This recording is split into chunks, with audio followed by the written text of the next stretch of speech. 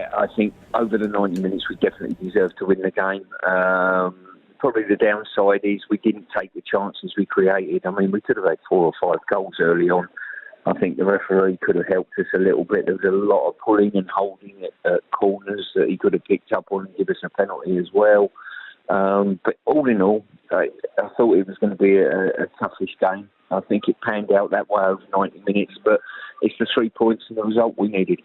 Yeah, 3 points is what we need, and we certainly got it last night, of course. But the big debate, of course, is this VAR, the VAR debate, and a few strange decisions last night, Stuart.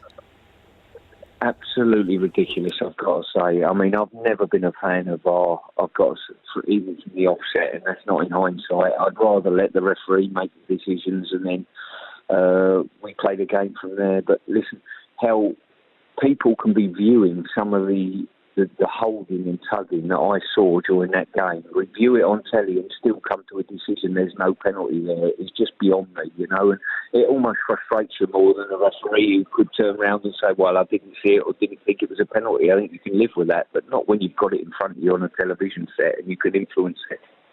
Yeah, it was a little bit disappointing, wasn't it? Because if they're going to do it, they've got to do it on everything, basically. Looking at the outrights, I'm just checking them now, Stuart. 4-1 Brazil.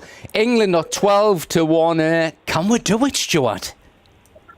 Well, I think that victory has probably assured that we will get out of the group. I think it will relax the team a little bit more. We'll go into the Panama game. I think Gareth might make 1 or 2 changes, maybe more than that even, just to give 1 or 2 others the opportunity to stake a claim. But I think that result will get us out of the group, and then you're beholden on the draw on where that takes us.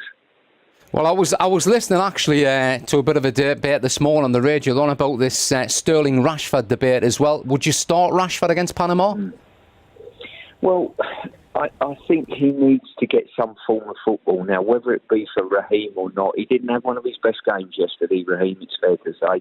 But prior to that, I think going into the tournament, I thought his form was pretty solid for England personally and his club. So, but I think we've got a few players, and Vardy will be itching to get on the pitch as well, Rashford, and there's a couple of others as well that will be desperate for a run out. And I think Gareth's got the opportunity potentially in this game to maybe give a sniff of the tournament to 1 or 2 players. Game against Panama, of course, you're expecting England to get a few goals. England are 1-7, Panama 16-1. A lot of the punters, Joel, will be having a bet on the correct score. What's the score going to be? I think it'll be 7-0. And, I said for the Belgium game, I thought it'd be 3 or 4 Belgium against Panama. I'm expecting a similar type of result, 3 or 4-0. 3 or 4-0 for you, sure. Well, today, of course, got 3 games to look forward to. Today, let's start with the 1 o'clock kickoff. Colombia take on Japan. How do you see this one going? I think it'll be a tight affair, but I think Colombia will just come out on top of this one. I think they'll have too much for Japan. Yeah, they're in there at 8-2. We'll have none with you. I think Colombia will win the game. A few people's tipped them up to do pretty well here in the World Cup. 4 o'clock in the afternoon, Poland take on Senegal. Yeah, an interesting one.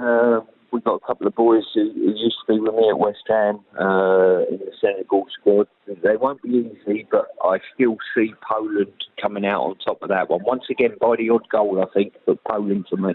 Yeah, it's Poland for me as well. I've got them down for a 2-1 victory against Senegal. And of course, tonight, it's 7 o'clock. I'm looking forward to this game because Mo Salah, he's going to be back. Russia take on Egypt. He was so disappointed when you saw him after that late goal from Uruguay. It'll be good to see Salah back.